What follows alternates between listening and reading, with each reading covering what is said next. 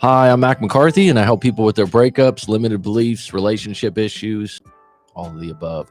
Let's get into it today. Why is it so hard to find love on dating apps?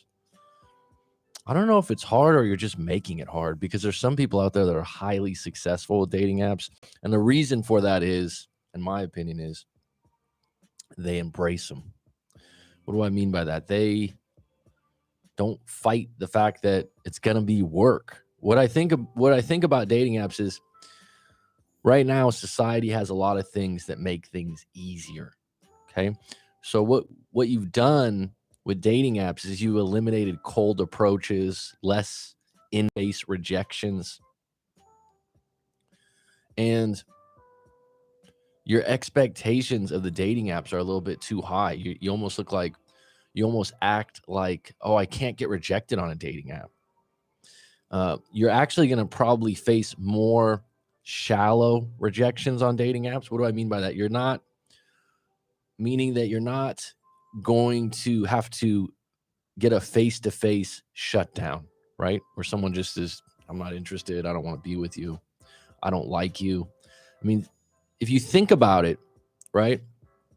If you get shut down on a dating app through text, you send a message like, hey, what's your name? What, whatever, however it works. I don't really use dating apps that often, but it's not as difficult as if you went up to someone and they went, no, right?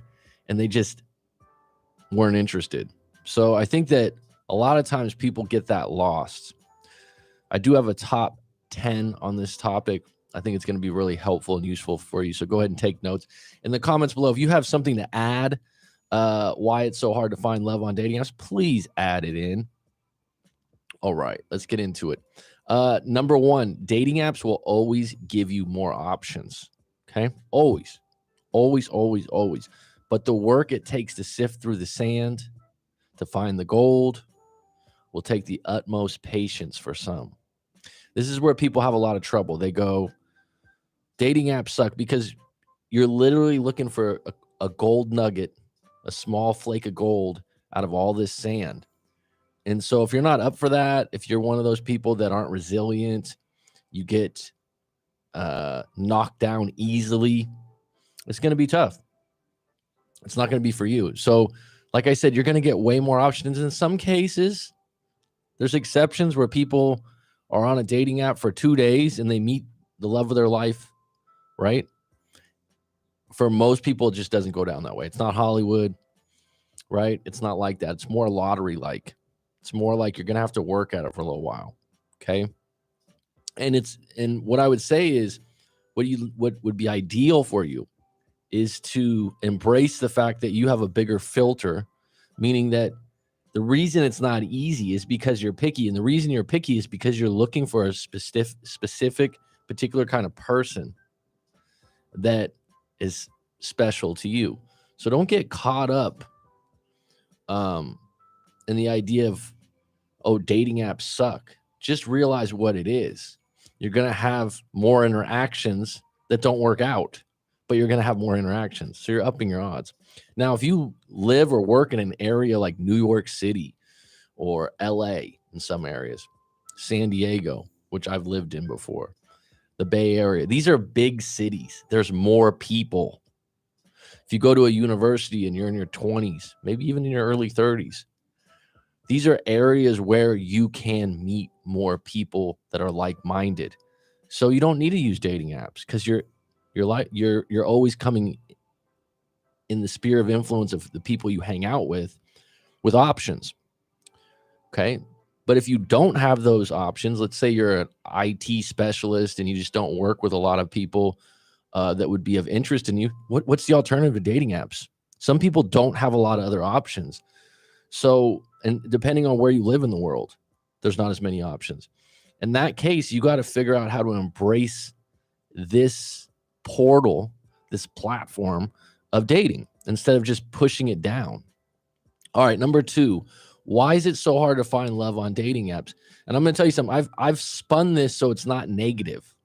I've spun it because there's a positive and a negative to everything. And I believe that if you're single, dating apps can work for you. Okay. But why is it so hard to find love on dating apps? Number two, if you get catfished, you assume that it's a strong possibility again, and you just stop dating apps altogether or carry a bad attitude going into the next interaction. And that's what happens. You meet someone on the dating app that is not who they seem to be, who's, dare I say, just ugly, not your type, misleading, a liar. And then you think, oh, this is how dating apps are. No, it was one interaction. You didn't filter very well in some cases. So take some accountability that you maybe should have asked that person to send you some pictures, do a FaceTime together, do a little bit more due diligence. But don't just give up on dating apps because of one bad scenario. And that's what happens with a lot of people. Number three, you don't really know the person on the other end of the dating app. You're basing a lot on text and pictures. So when the most important part comes to meeting in person, sometimes you feel let down, right? The buildup doesn't meet the expectations, and that can exhaust you. This is part of dating apps, okay? So you're going to exchange some pictures. You're going to exchange some texts, right? You're excited. Their pictures look really good. And then you meet up and you're like, wow, you don't look like your picture.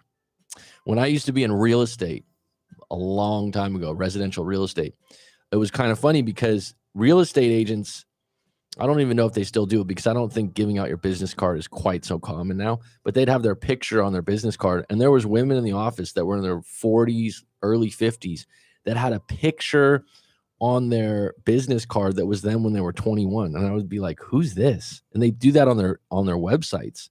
They would use pictures that didn't even look like them. Shocking. So people have been doing this for a long time, right? The thing is, when that happens, accept it. Don't fight it. Don't say this is how it all is. This is part of dating apps.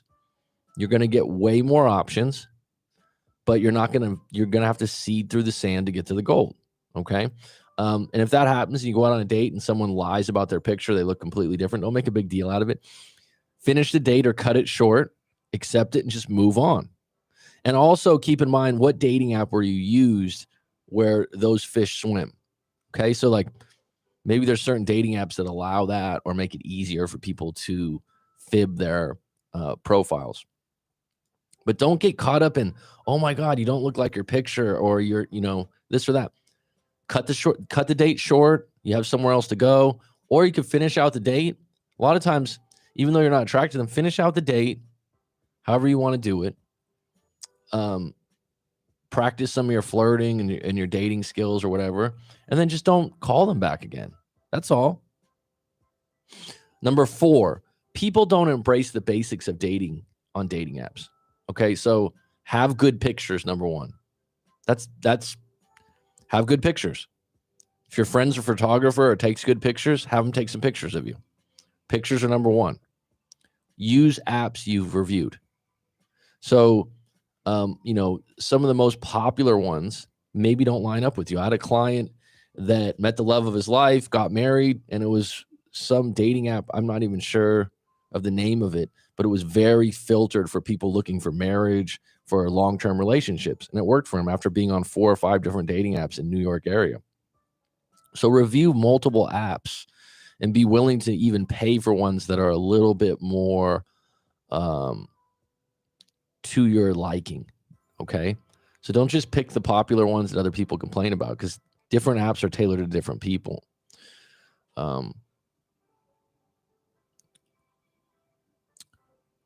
Don't write a book in your description. Okay. Some people want to write a lot of details. Don't do that. Do some research on ways to get more dates on dating apps. Okay. So just do a little diligence on that rather than complain about the basics. But I would say at the core, have good pictures and use apps that are tailored to what you want in the dating game.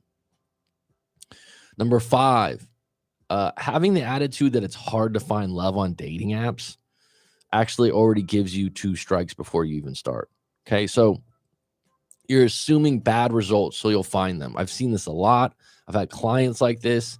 The subconscious mind always wants to be right. So if you go into a dating app, you're basically having a fishing line left out overnight during the day. You get some text messages. You're like, no, not really. Nah, not this one.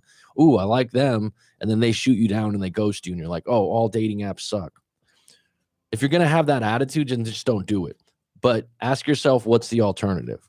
Okay. So once you're in that state or frame, is what I'm saying, is you're in that frame of they don't work, then don't use them, because you're already going to make that correct. You're going to actually push away good options because in your mind, you're correct, right? The subconscious mind does not like being incorrect. So if you already have it planted that dating apps suck, people lie on them, I hate dating apps, then just get off them, regroup. Okay. That's part of your problem. I have clients like that. Oh, they all suck. I don't even want to go on.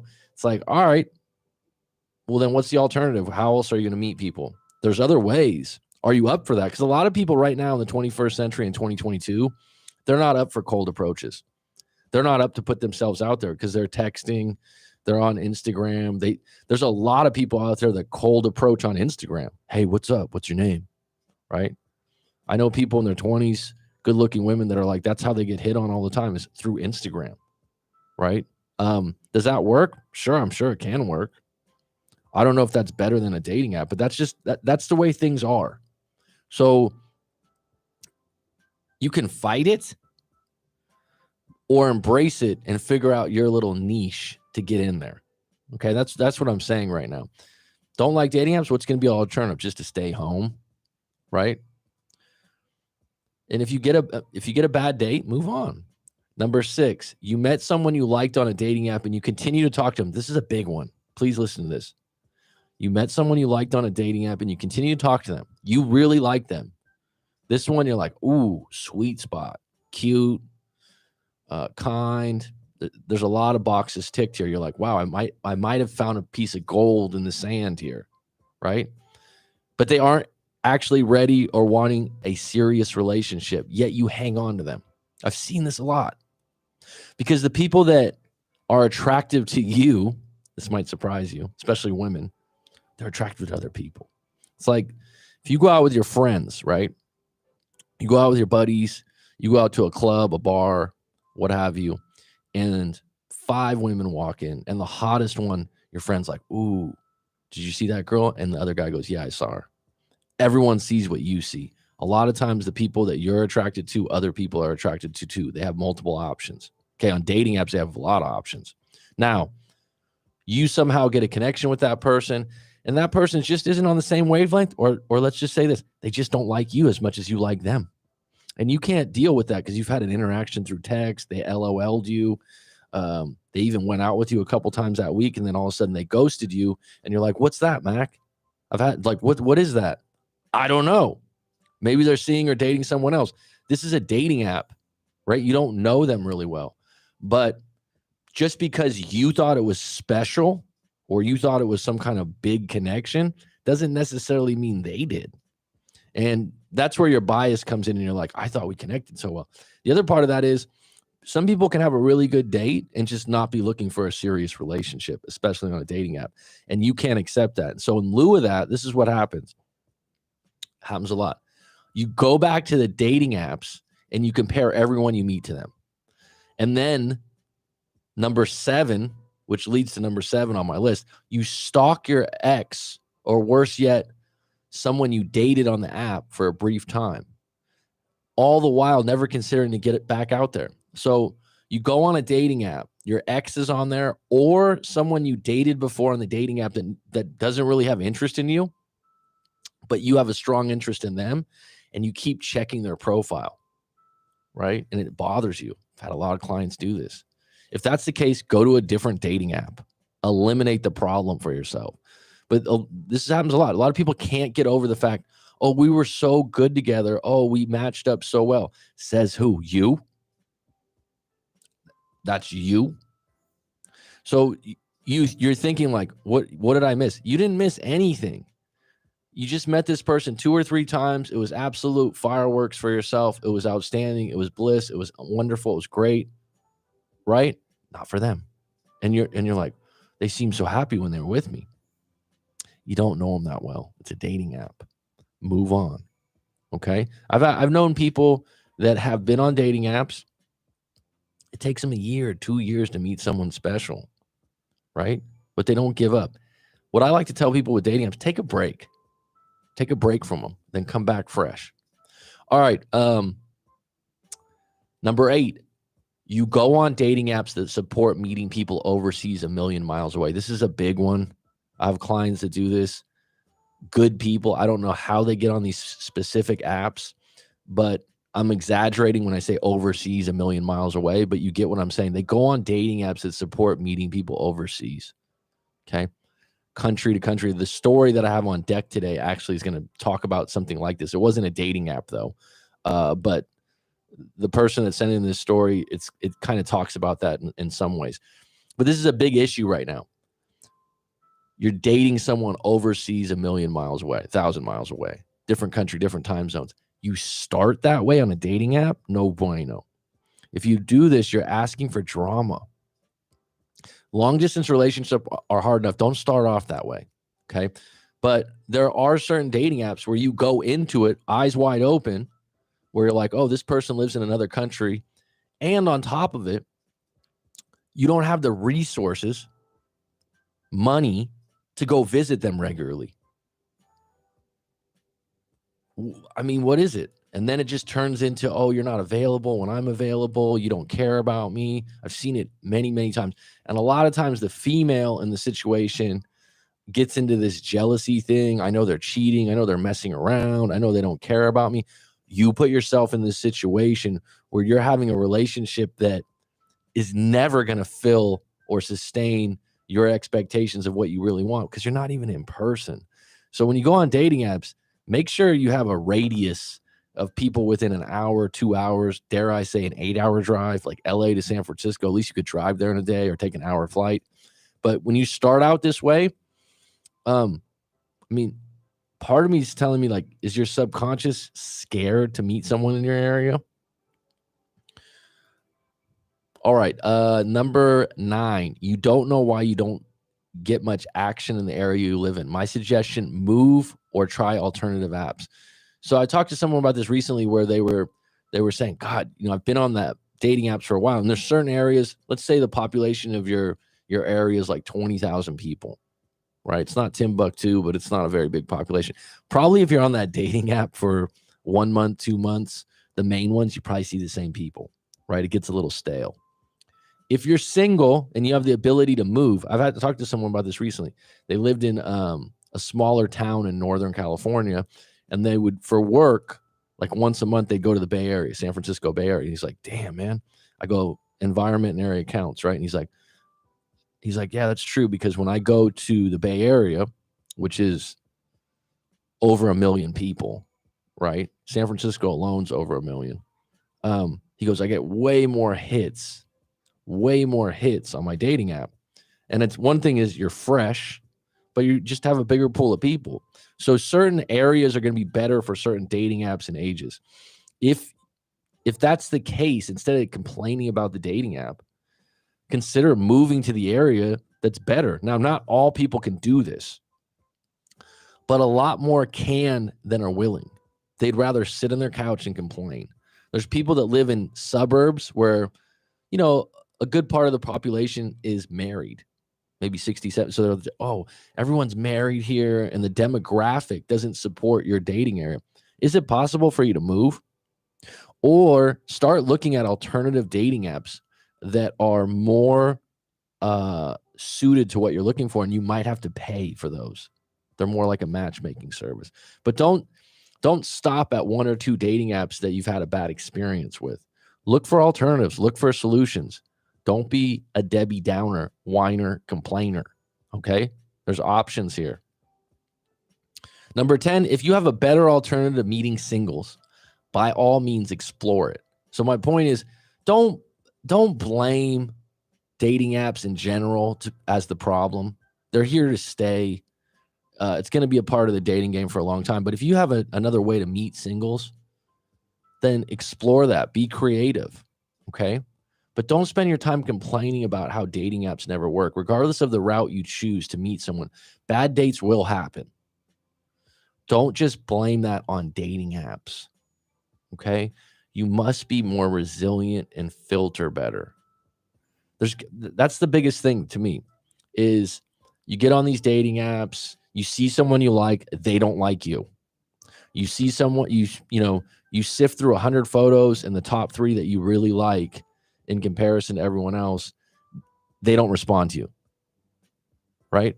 So you don't like dating apps. So then you say, instead of saying dating apps suck, man, dating apps are horrible, I'll never do them. So what's the alternative? Sometimes I give clients alternatives and they still don't take them. So to me, sitting around and protest, telling everyone that you hate dating apps and they don't work and they're horrible and you've had nothing but bad experience. So what's the alternative? There's alternatives, right? I think that a lot of people don't realize the alternatives they don't even like more because now they're going to have to face rejection in person. Think about that for a minute. If you were hitting on a girl at the gym and she said, yeah, no, not really, right? Alternatives, nightclubs and lounges. Okay, that's old school. That's fine. That's not everyone's scene either. I would venture to say a lot of people that are good at nightclubs and lounges are probably good on dating apps. Do you know what I'm saying? So going around and complaining about dating apps, the answer to that is stop complaining and start looking for the alternative. There are, right? There are alternatives. Get out there, be more friendly, right? Does that work? The person that you have a crush on or you think's cute in one of your gym classes or a cafe you go to or a group of friends or a friend of a friend. What I've noticed now is a lot more people do this passive thing where they're like, oh, tell your friend I think she's cute. It's pretty weak, actually. The alternative to that would be, hey, can we all meet up and can you bring Karen? Right? So I can meet her and interact with her. All right. So I got a story on deck. I'll get into the chat real quick. If you have any questions, comments that you want to talk about your breakups or anything else out there under the wind, I'll answer now and then after the story breaks. All right. So Miguel, what's up? I'm very excited about tomorrow, bro. Right on, Miguel. Me too. Spin plates while on apps, maybe? Sure. Spinning plates, for those that don't know, just means having multiple options you're seeing while still being on the apps. I mean, look at an app as a fishing hole, right? But you got to check your bait every once in a while. You got to change your pictures, maybe change some of the things about your profile. There's a client I had a while back, like these dating apps just really aren't working for me. And he had a lot of confidence. He goes to the gym. He considers himself a good-looking guy. He's got a lot of confidence. He knows how to talk to women. He was frustrated. I said, hey, look, did you consider retaking your pictures? He did that. I go, rewrite. Let me see your profile. He had 7 paragraphs of information. I'm like, just make that one paragraph and take better pictures. Take like 4 or 5 pictures. And if you don't like taking pictures, have a friend, family, or colleague that you know that takes pictures, have them take pictures of you. He did that, and he immediately got more action. Immediately. Okay? So don't overlook the simplicity of the idea of having top-notch pictures. A lot of Miguel says a lot of fat chicks, man, that lie and upload skinny pictures for them from years before. Absolutely. It's part of the game. Okay. There's a lot of guys that lie too on those dating apps. There's a lot of, filtered pictures. That's part of what you're going to deal with. Okay. The thing is, don't get caught up in, oh my God, they lied. It happens. Accept it. Either finish out the date, find a reason to end the date quickly. But it's better than texting that person, having interaction with them for 2 weeks, 3 weeks. Meet them in person. Find out if they're full of it. And then if they are full of it, move on. Like, it's a discovery mission. It's okay. Don't get caught up. Oh, they lied to me. Have you ever lied in your life? People go, oh, yeah, they lied to me. Just move on from it. Rob Ias, lots of options in big cities. If you're single and you have the ability to move to a bigger city or a city that lines up with your values and morals, do it. It's going to give you more options. Okay? That's just how it is. That's why people in their 20s One of the biggest draws of going to a major university is you're going to be able to meet people that are like-minded, your age, have a lot of fun, and be in a group like that. It's totally different than if you're 20 and you start working in an environment like at an insurance company where everyone's, I'm going to say, in their 40s or 50s. I'm in my 40s now, right? It's like you're just not going to have the same options. Okay, so just keep that in mind. Coach Mac, I love this guy's personality, down to earth and intelligent. Well, thanks, Cassette. That's the name. Which dating apps do you use, May? Go ahead and throw that in the thing. Alternative meeting options like meetup groups. I'd say meetup groups, to me, nightclubs and lounges are fine if that's your thing. You like dancing, you like drinking. The downside to that is when you wake up the next morning, if you've been drinking, I would say that you get catfished in that sense because of the lighting and alcohol. I've woken up in the morning a long time ago in my 20s, and you go, wow, you look different. The reality is I probably look different too, right? They call it beer goggles for a reason. So nightclubs and lounges are fine. Those are going to be shallow hookups. There's alcohol involved, so that greases the wheels. I feel like dating apps are a better alternative than nightclubs and lounges, to be honest, because when you bring alcohol into one night stands, like I said, what people don't talk about is sometimes you wake up and go, wow, they don't look as good as I thought they did. And it's not just the alcohol, it's the lighting, folks. Don't underrate the lighting. Okay. But if that's your thing, go for it. What I find is that's a stage for a reason. What I mean by that, people do that in their early 20s, and then they grow out of it because it's not the best place to meet quality candidates, quality contenders. Like I said, I would say that areas of interest would be places where you'll find like-minded people. For example, if you don't like drinking, if you don't like dancing, why would you go to a nightclub to meet someone? Gala parties. Can you give me an example of that, Mr. Rob? The passive thing does not demonstrate confidence. Dude, I've been talking to lots of women. I just haven't gotten any of the ones that I want. Exactly. So here's the thing about that. If you're approaching high quality women, which I hate that generalization, but whatever that is to you, they're going to have more options. That doesn't mean, and a lot of women and men that you find attractive, they're with someone, they're seeing someone. That doesn't mean you just quit or complain or say there's nothing out there. I'm just saying it's not Hollywood. Okay, you're not going to meet the neighbor down the hall that's single. A lot of the people that you're attracted to have options. They're seeing other people. Okay, and that's okay.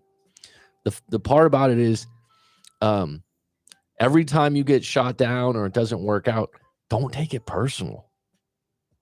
That's all. Don't take it personal. Rob says, like a charity gala where they sell tickets for $100, $300. Usually they open bars, 500 plus people. That sounds cool. I haven't really been to one of those. Actually, I've been to a few charity events. I used to work at a charity for about 2 years. I was a teacher for one, and we did have events like that. And you know what? You do meet some nice quality people, especially charitable things, because you'd hope you'd meet more people that have a bigger heart, right? So that's a good one, Rob. Thanks for throwing that in. Obviously, that's not going to be in everyone's economic place, but that's okay. Cassette. I like that name, dude. My biggest fault is taking it personal or internalizing rejections. Absolutely. You're human, man. I mean, one of the greatest responses I've told clients when you're dealing with a rejection on dating is okay. And it's funny, I just watched the Top Gun sequel. I haven't seen a lot of movies this last year. Kind of took a break from movies because I was tired of the Marvel comic movies and all that stuff. It's just too fake, to be honest with you. But being a fan of Top Gun when I was a kid, I didn't know it came out in 86, right? In 86.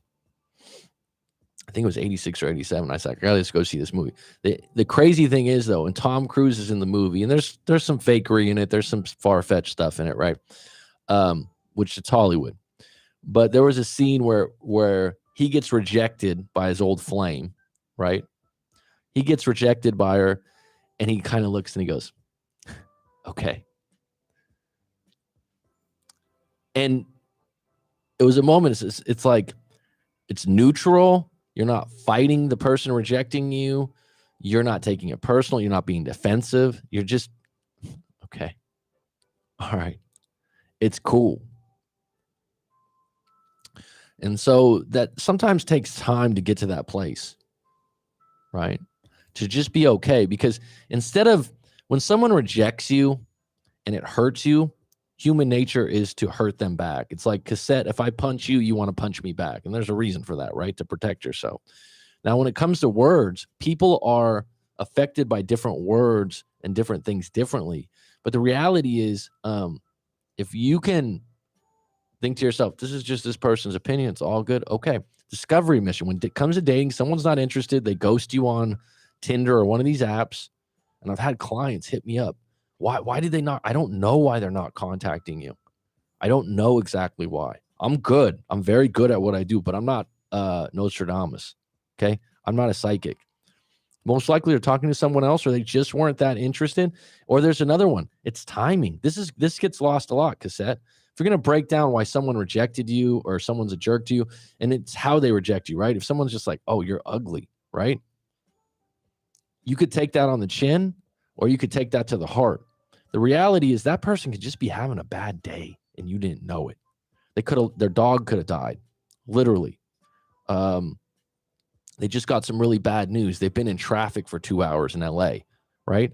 These are all things that contribute to how someone reacts to you, and you think it's personal. It's really never personal. It's always internal. And so if you look at it and you just go, this is a discovery mission. If I get rejected, it's not personal, and we weren't a good match. Get fit with Sunshine Sandy. All right, so we have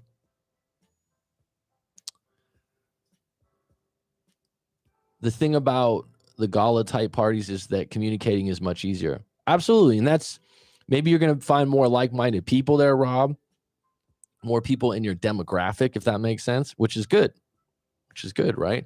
I like that idea. A friend of mine used to call them mixers, like business mixers, people that were of a certain stature, I suppose, in insurance and different fields like that, and they would get together for those. And he said the same thing. It was just easier to approach, I suppose. And that's what you want. You want to create a situation where you're meeting people like-minded rather than just looking for opportunities for random people you're attracted to. See how that's so different? How do you know when you're fully moved on from an ex? It just doesn't have the spark or trigger it used to have, Miguel. And you just don't even ask that question. In most cases, I've told you before, it's not necessarily you get a new girlfriend or boyfriend for some people, or partner, if you want to call it that.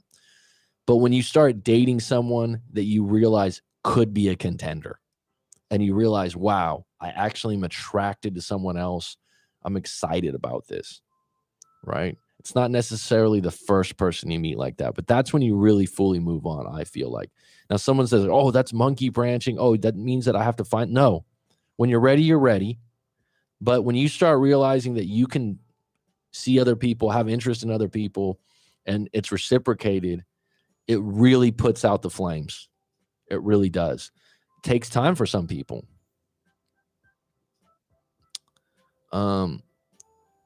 Dude, Maverick was a badass. He was, Petty Betty. How you doing, hun? Maverick was better than the first one, in my opinion. The Godfather 2 was better than the first, in my opinion. Great take. I agree. I mean, the first one was iconic, right? That's an iconic movie. I don't know if it's better. I think it was well done for being, how many years later. Cassette, absolutely. 2 months and a half post breakup, and I still find myself at times wanting her back. Just annoying, but I have noticed that I don't need her and want her person back. Like Miguel, I've told you this. This is all progress. So you're not an alcoholic or a drug addict. You're not getting in fights. You're dealing with the pain. So when you come out of the other side of this tunnel, you're going to be crystal clean. You're going to be ready for a new relationship. That's what gets lost. Or you just go to a nightclub and just get wasted and hook up with whoever. These are the kinds of things that seem good in the moment, but they don't really get you out of the breakup woods. So it's a process, my friend. I think when I go back to college will be better for me, more available. Absolutely. It's timing too. Like if your breakup happens when you have a lot of time on your hands, or you're broke, or there's some family problems, the list goes on. There's other areas of your life that aren't very good. The breakup's more difficult, but it's still going to serve you, because your first bad breakup, I think Rob, Cassette, May, everyone has a first bad breakup. It's not necessarily your first love, by the way. Let me tell you that right now. I've had clients that have been in 20-year marriages, and they say the divorce was not a big deal. They say we were both ready. We were both out of the marriage. They say the next relationship, when they were 38 years old and they were together with someone for a year, and they thought it was absolutely rose petals and wine glasses. It was outstanding. And the woman just bailed on them. Those can be the first bad breakup. My point is, your first bad breakup, it's part of being human. It's part of being human. Okay. It's like if you hung out with a bunch of people, right? And you go to one of these gala parties, as Rob IS says, right? And you're talking to a mixed group. Let's just say everyone's 25 to their 40s, right? I'm the wise hat at 41. So everyone's in there. We're talking, we're exchanging stories, and someone goes, "Oh, I've never had a bad breakup." And the guy's like 35, and you're like, "Yeah, okay, whatever. You haven't really lived then." Because guess what? If you're 35, you still got a shot at one. Because the first bad one, I don't think, and correct me if I'm wrong in the chat, I don't think if you have a really bad one that there'll ever be one that bad again. If that makes sense. Because it's like your heart and your mind get calloused to that situation. Does that make sense? So, and a lot of times you just don't know what heartbreak or a bad breakup is and what you're going to go through. It's like sometimes clients are like, "Oh, I'm just going to break." I'm like, don't break up unless you're really sure about it, because it's not going to be easy when you've been together for a long time. But having one under your belt is going to make you a more compassionate person to other people, more empathetic. It's like I'll give you an example, Miguel, because I don't think you mind sharing this. You're 21, 22 years old, right? It's like in 2 or 3 years, when you're over this thing and you meet another woman and you're moved on, because you will, all right? It's just right now you're like, could it be tomorrow? No. You won't even think about that all. But if you have a friend or family member and they're going through a breakup, you know what you're going to do is, "Hey, man, you want to meet up and talk?" That's a big difference in the human. That's human growth, right? You can sit down with them and you can listen. You go, "I've been there before, man. You're going to get out of this." It's why I do what I do, because I know that feeling. And it was a long, long, long time ago. I'm completely over it. But I have a lot of empathy, because I remember, you think to yourself, when is this ending? When do I stop feeling this way? There is a way out of the breakup woods. It's a different path for everyone. I help people with a roadmap, a compass, some waterproof matches, right? I don't get you a helicopter to get out of it, because getting out of it is part of the lesson, right? And like I said, it fucking humbles you, dude. Being humbled is your karma pie. Okay, I think a lot of people would agree with this, right? How many times have you really been humbled, or you've met someone that's outstandingly arrogant, cocky? Everyone gets humbled at some point. And you might say, "Oh, I didn't deserve the break. I didn't deserve." You being humbled is going to make you a better person. It's going to make you a better person for your peers if you do it right. And Miguel, coming to me, we've worked in a few hypnotherapy sessions. We've done some EFT. You're doing some new things. You're learning things that are going to help you through your life, through your 20s, dude. Right? So this is actually going to be a huge asset to you. And I'm not just saying that to be nice.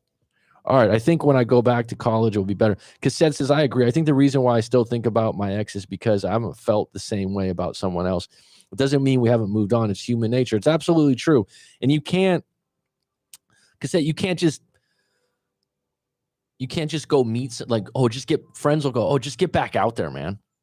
Right. And you can maybe have a couple shallow hookups or this or that. Maybe you're just not ready, but you will be. Time heals things. Doing it right heals things. And that's when I think it's like I said, it's not necessarily you meet a wife or a husband or even a long-term partner. You just meet someone, you realize, wow, this girl excites me. She's cute. She's fun. You meet one and you realize, my ex isn't the only one. It's like an aha moment. And it just takes the value out of your ex. And that takes different time for different people. Sometimes it takes years for people to meet someone on that level. But a lot of times people are creating the barriers and gatekeepers themselves by saying, oh, all dating apps suck and I'll never meet someone. I've had people tell me, oh, I have remember years back, there was a lady, she was in her 40s. She had a kid. She came to me for some coaching, very nice person. And she said that she had a small defect on her leg. I think one of her calves was like bigger than the other or something. People might be laughing, but I'm serious. And it wasn't that significant. It really wasn't. But she had this built in that, oh, maybe this is why people don't want to see me because I had she had some scars from some surgery and stuff like that. The reality is if you put yourself out there with a good attitude and a good personality and you're a caring individual and you welcome, this sounds really cheesy, you welcome love into your heart and you give yourself an opportunity to meet some new people, you'll meet someone. I've seen people that meet each other and I go, wow, what a good pair. And they don't have a lot going for them on paper, but they found each other. If it wasn't for you, Coach, I would have been stuck for 6 months or longer. I've noticed a lot of progress. I appreciate that, Miguel. Miguel went to a lot of other coaches and he said I was the best. I'm going to toot my own horn on that. I really appreciate that. I feel like I've made a lot of mental progress. First 2 months were complete hell, brother. Wish I found Coach Mac before. He could have saved me so much pain, but I've learned so much and grown so much from this experience. Outstanding. That made my day, bud. I really appreciate that. If any of you guys want to book a coaching session, let me know. All right. So I do have one story on deck here that came in. If you have a story you want to send in to writemac.com. Coach Mac, I've been watching the channel for a long time. Now I want to give you my story. Excellent. I was in a relationship for 3 years with a woman whom lived in South America, and I live in LA. She's 20 years younger than me. Okay. Don't have a problem with that. I've seen this many times before. Just know that your reasons for being with her are going to be different than her reasons for being with you. There's always a trade-off in relationships, and usually the trade-off in a 20-year age gap, not always, because the guys in the 20-year age gap will always tell me, I look young for my age. I look good for my age. Hey, dude, I feel like I look pretty good for my age too. The reality is, though, 20 years difference, it's usually financials. Just saying, in most cases, not always. Not always. And then when the financials come, it's like, I can't believe it. Like she wants financial help. Oh my God. It's like, well, why would she date someone 20 years older? Right. And by the way, she's in her 20s. She's in her prime, right? I'm in my late 40s. She's in her late 20s. We met when I was on vacation in Colombia, but that's not where she's from. Okay. I believe you. I was there for 6 weeks. We met in week 2 and just had the time of our lives. It was the best 4 weeks of my life, and I've been with some quality women in life. I don't believe in love at first sight or soulmates, but if it was true or close to true, this was the case for me. She's absolutely gorgeous, has a sweet personality, loves to cook, and she's an animal lover like me. Okay, that's a plus. She's my dream girl. Here's the thing. She's your dream girl. Are you her dream man? Good question to ask. I don't mean to take the air out of the balloon, but you know what I mean? The one who cares less in a relationship rules the relationship. Just keep that in mind, my friend. It's okay. Just know where you stand. After 4 weeks of this bliss, I had to go home. We agreed to stay in contact. I would look into getting her a visa to the States, which I did. She was only able to visit for a short period. I was hoping for 6 months, but she said she couldn't leave her 3 kids. Wow, 3 kids in her late 20s? Man, you're going to heaven, my friend. For that long, and that her mother needed her. Okay, so that's an admirable reason. She's got to take care of her mom. Whenever someone's got to take care of their mom, and realize this, compared to the States, there's a lot of other cultures where taking care of your mom is built in because they don't have pensions, right? There's some other countries that they don't have Social Security. So they're going to have to take care of their mom. And a lot of people are really close to their moms. And if you aren't close to your mom, or your mom takes care of herself, you're not going to be able to relate to this. And it's become a problem in a lot of relationships I deal with.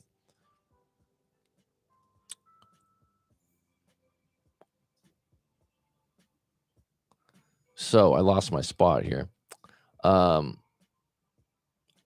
I understood completely. We had a great time. Everything went well. She stayed with me, of course.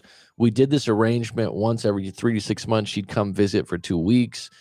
Then I was looking into marrying her and even bringing her kids over. Wow, what a commitment. 3 kids in the late 20s. Good for you, man. Good for you. I don't have kids myself. My job is solid, so I was up for it. The problem was she also wanted me to bring her mom over, which for a variety of reasons was more difficult. And honestly, I didn't want her mother living with us. Well, if you don't want it from the get-go, don't give in on that one, because once the mom's in the house, that would be extremely difficult to get her out of the house. And I'm thinking, if she's in her late 20s, she's probably not that old. She's probably in her 50s, maybe. So that's going to be a long time that she's with you. She's a nice lady, but can be bossy. I'm just too old for that. This became a deal breaker. And she said if her mother couldn't come, then I'd have to send her mom a monthly income of about $400 a month. Just on principle, I couldn't do this. Taking on 3 kids would be a stretch for me already. She in turn ghosted me for a week. So right there, this is your dream girl. This is what you've liked about her. She's gorgeous, number one. Surprise, surprise. She's a good cook. She's an animal lover, I believe you said. She's got a great personality. I think what you're missing here, number one for her, is, can you take care of my family? Now, some people are going to go, oh, wow, gold digger. Oh, so shallow. Look, she's got 3 kids. She's got to take care of her mom for whatever those reasons are. This is what she's looking for. This is what she's attracted to you for. Whether you think that's right or wrong, or that built into your principles, it doesn't matter. It is what it is. All right? So the fact that she ghosted you right away says she's putting a hard line in the sand and saying, you can't do this. This is just not going to work. She actually blocked me on everything. What I don't like about this is it's okay that she's upset about this, but to just go straight into the stiff arm tells me that she probably has other options. I mean, you're not going to want to hear that, but if you're on different continents, she's in her 20s, she's good looking, she's that good a catch. The fact that she could pivot that quickly, okay, where there's smoke, there's fire, she's probably talking to someone else, okay? Just on principle, I couldn't do this. Taking on 3 kids would be a stretch for me already. She turned ghosted me for a week, actually blocked me on everything. She said it was a waste of time for her. She even got back to dating. I was able to view her social media, and within a week, she was already dating another guy, looking very happy, by the way. I would venture to say that guy was already in the picture. The way it sounds. This crushed me, so I got a ticket and decided to go over there. Bad move. And to confront her and tell her we can make this work. Okay, you probably saw this in a movie and thought it would work really nice. The worst part of it is, if you're going to do something like this, she's got to know you're coming and say, like, yeah, let's talk, or we can talk about it, but I don't think it's going to change things. But the fact that you saw her with another guy and you're going over there, that's a lot of emotion on your end. You're putting yourself in a really bad situation, dude. It was a disaster. She shut the door on my face, literally. It was like the woman I met and loved had been replaced by a cold-hearted snake. That's actually a Paula Abdul song. And when I went to her home, There was a guy's motorcycle there. I actually kicked the bike over on my way out. Then the guy showed up at my hotel with her wanting to fight me. I just stayed in my room, not wanting that kind of trouble in a foreign country. I know my limits, which was, again, highly unattractive. And this is why, like I said, this isn't Hollywood. I got a flight out of there 2 days later. I'm embarrassed to say I shed some tears on the flight and all week when I got home. No embarrassment there, dude. If you cried and you had feelings for her, let that out. It's better not to hold that in. It's been months now since I got back. I've emailed her a couple times and she just told me to move on because she has. And this is here's the thing, man. This is what happens. This is what happens with a 20-year age gap. She's got way more options than you do. She's got way more options with guys similar to you. And you look at this as a unicorn, as something that's really, really, really special to you. So the gap on value is huge. And so when she doesn't get what she wants, she can just rotate out, literally. And she had someone waiting in the wings. And just know what it is. Like a lot of people out there, oh, wow, she just wanted your money. There's some guys out there to be like, no problem, hon. I'll give your mom $400 a month. I'm happy to do it. Right? If you have the money, if you have the resources, right? It's a choice. It's a choice. I would venture to say while you're crying and stuff, you're thinking, maybe I could have afforded mom. The reality is you weren't on deck for it from the get-go, but just know what it is now, right? If you're in one of those relationships, know what it is. And that's one of the big reasons she's not dating a guy that's 25 her age and, dare I say, better looking than you, is because she wants security. I'm going to venture to say she comes from a poor area and grew up poor, so she highly values being taken care of. Someone might say, oh, my God, what a gold digger. Not really.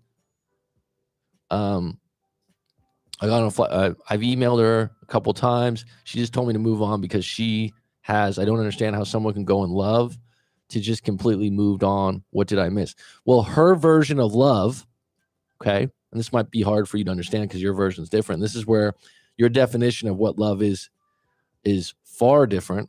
And this is where dating someone, and I don't know, well, even if you were from the same country, you grew up in LA and she grew up in South America. You haven't said which country. You're from a different culture, a different upbringing, and somehow you think that prevails love. But the reality is you're going to have different values. And one of her values and one of her things, if she's going to love someone and have a long-term relationship, is, can you help take care of my mom? That doesn't sound that outrageous to some cultures. That's actually built in. So when you look at it growing up in LA, why can't she take care of herself? Well, for one, she probably doesn't even have Social Security. I don't know why she can't work. But this is part of what's built in for this woman. If you're going to love me and we're going to get married, you're also going to take care of my mom. And you're like, well, that's not what I would do. Well, you don't have her mom. You didn't grow up the same way. See what I'm talking about? And you still won't like that. But that's the truth.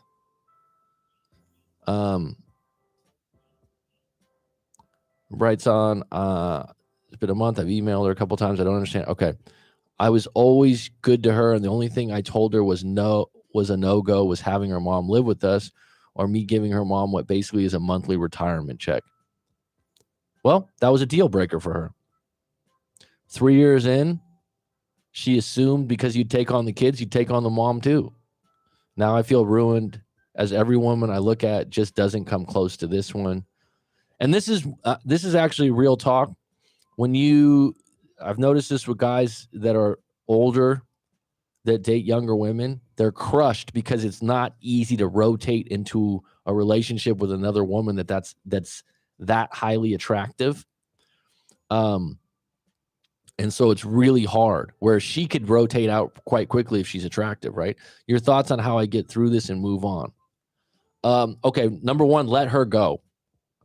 So it's easier said than done. I book a live coaching session with myself. We can do some EFT tapping. We can do a couple other things. I could help you with that. It'd be best to do it in a live coaching session because there's way more to your feelings in this story than this. Now, it's going to take time to move on, but the first thing, you have to accept the fact that if she loves someone and she's with someone long, she wants you to take care of her kids and her mom, and you don't want to. Okay, that's what it is. You have your limit. She has her limit. I know at this point she's not coming back. I'm just so hurt by it all. I'm not a weak guy by nature. Well, allow yourself to hurt a little while. That's a 3-year relationship. She's been with another guy. She flat out rejected you. It was shocking. It was upsetting. It was traumatic. Now, here's the good news, right? You got a little taste of dating a younger woman. And in most cases, like I said, there's something there that's keeping them engaged in the relationship that's different than just being highly attracted to you. Like I said, a lot of guys will be like, well, I look young for my age. Yeah, that's fine. Yeah, I think I do too, right?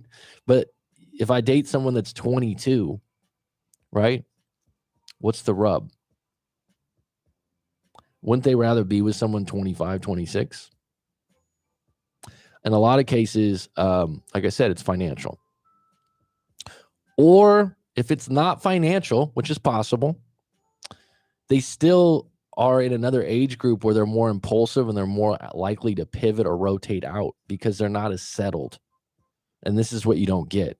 If you're in your 40s or your 50s, you're much more apt to be ready for a monogamous, long-term relationship than you are in your 20s. And the way to look at this is like, wow, when I was 26, am I different than when I'm 45 or 50?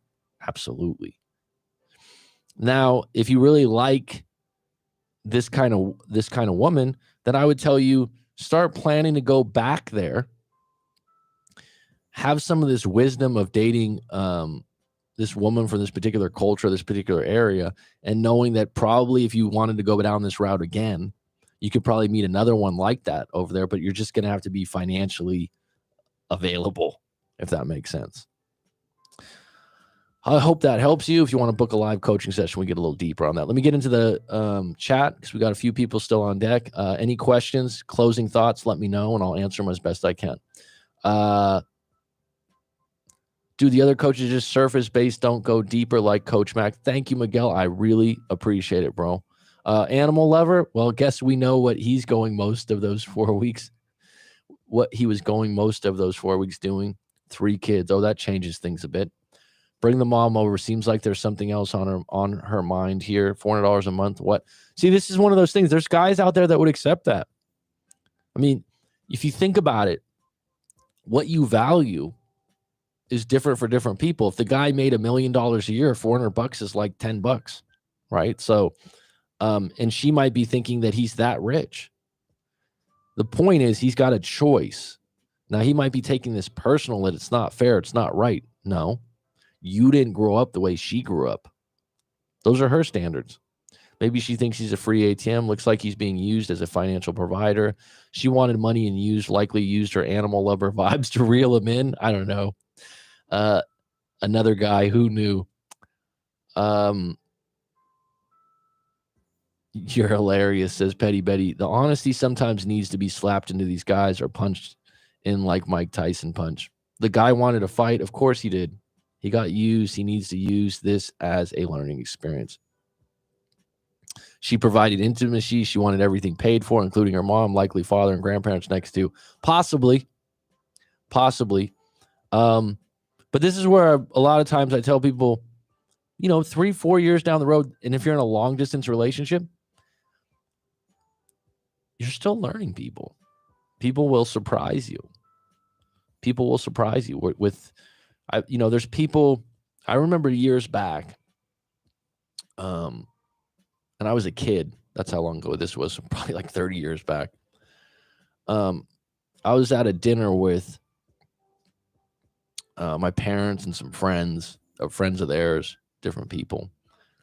And this guy who was at the table that was a doctor.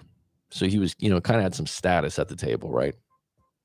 And him and his wife at the time, I think they were probably in their 30s, had a couple kids. They were married probably 8 to 10 years. And she brings up at the table that she just bought a 9mm gun and she goes to the shooting range. And, she thought it was kind of cool. Her husband, that's a doctor that was sitting at the head of the table, was like, what? You got a gun? When did you do this? He's just like shocked. And she brought it up kind of like it was a cool thing, this, that, and the other. And this guy's, anti-guns, I think, kind of a soft character in that way. And he had no idea. Now someone's like, well, where are you going with this, Mac?